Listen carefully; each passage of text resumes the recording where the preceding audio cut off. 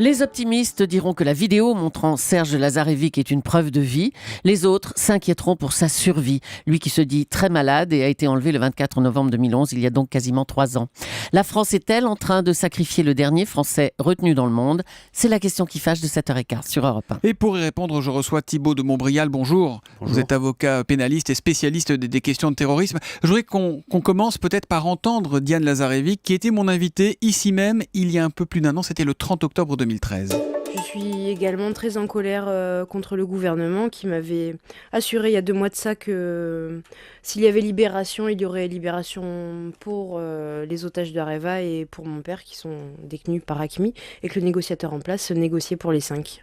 Et vous avez eu le gouvernement, vous avez eu des membres du gouvernement depuis hier ou de l'administration pour vous expliquer pourquoi votre père n'est pas dans cet avion qui rentre à Villacoublay ? Non, apparemment, dans quelques semaines, ils reviendront un peu vers moi pour me dire pourquoi les négociations pour mon père auront échoué, chose à laquelle je ne crois pas du tout. Je pense qu'il n'y a absolument pas eu de négociation pour mon père. Et comment vous expliquez ça, vous, Diane Lazarevic ?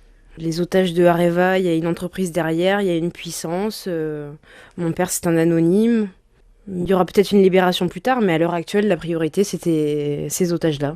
Voilà donc ce que disait Diane Lazarevic il y a un an ici sur Europe 1. Thibault de Montbrial, elle était en colère il y a un peu plus d'un an. On l'a eu hier soir au téléphone, elle nous a dit qu'elle encaissait le choc après cette nouvelle vidéo. Est-ce que les autorités françaises font clairement 2 poids, 2 mesures avec les otages ? Est-ce que tous ne sont pas traités de la même manière ? Écoutez, c'est très difficile à dire. Ce qui est certain, c'est qu'il y a une équation qui est impossible. D'un côté, vous avez une détresse individuelle, la détresse d'une famille. De l'autre, vous avez la politique d'un gouvernement qui est une politique qui, depuis quelques mois, est une politique offensive sur le théâtre irako-syrien. Et au milieu, voilà, vous avez ces gens qui sont en détresse. Je n'ai évidemment pas d'informations secrètes à vous révéler ce matin, mais ce qui est certain, c'est que le climat général est un climat délétère, qu'il y a une dégénérescence de la situation. Tous les derniers événements le démontrent. La seule peut-être petite lueur d'espoir qu'on pourrait conserver, c'est que ces derniers mois, Al-Qaïda a eu tendance à continuer à négocier et à parfois relâcher des otages. Parce que c'est Al-Qaïda qui détient Serge Lazarevic a priori, et c'est pas l'État islamique. C'est pas l'État islamique, alors que l'État islamique jusqu'à maintenant les a tous systématiquement exécutés ou conservés comme otages. Mais on a quand même le sentiment qu'on négocie, on a négocié les otages d'Areva, ceux de Syrie, on est bien placé pour le savoir ici à Europe 1, et on s'en réjouit évidemment, mais qu'on sacrifie Lazarevic. Écoutez, là, je crois que c'est une question que vous devriez plus poser à un membre du gouvernement. J'ai rien de spécial à vous en dire. Mais là encore une fois, ce qui est certain, c'est que quand la situation individuelle d'un otage ne peut être appréciée par les observateurs que comme s'insérant dans le cadre de la politique globale d'un État. C'est-à-dire que ce serait très difficile pour le gouvernement français de justifier de tout à coup de céder dans sa politique globale extérieure à laquelle... Ça veut dire que cette vidéo n'est pas de nature à infléchir la politique de la France ? L'intervention en Irak Mon sentiment personnel, c'est que non, mais encore une fois, c'est pas à moi d'en décider.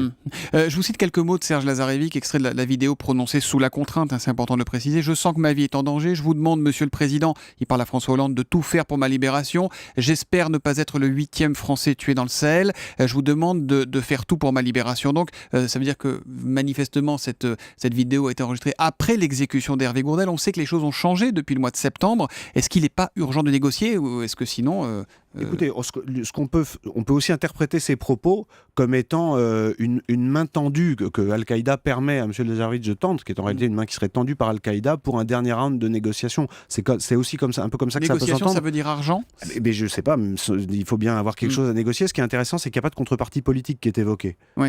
Il n'y a pas de contrepartie politique et en même temps la vidéo elle est très troublante parce qu'elle ressemble finalement à celle qu'avaient envoyée les ravisseurs d'Hervé Gourdel fin septembre et on sait comment c'était terminé. Oui, alors sauf que les ravisseurs d'Hervé Gourdel se réclamaient de l'État islamique alors que ceux-là se réclament d'Al-Qaïda, ce qui est encore une fois, il y a une différence de comportement ces derniers mois entre les groupes qui se revendiquent d'Al-Qaïda et ceux de l'État islamique. Mais cela dit, tout ça s'insère dans un contexte global qui est en train de dégénérer à très grande vitesse et les Français sont en train d'en prendre conscience. Le fait d'avoir découvert, pour les gens qui ne s'intéressaient pas de près à ces questions, que des Français et des Français, des Normands d'origine, pouvaient participer à visage découvert à des horreurs, est une étape supplémentaire de tout ce qu'on voit et de tout ce qu'on sait depuis ces derniers mois et qui implique des Français. C'est intéressant ce que vous nous dites là, parce que vous avez participé, je le disais tout à l'heure, à l'élaboration de la loi sur le terrorisme qui a été votée quasiment à l'unanimité il y a quelques jours, la semaine dernière.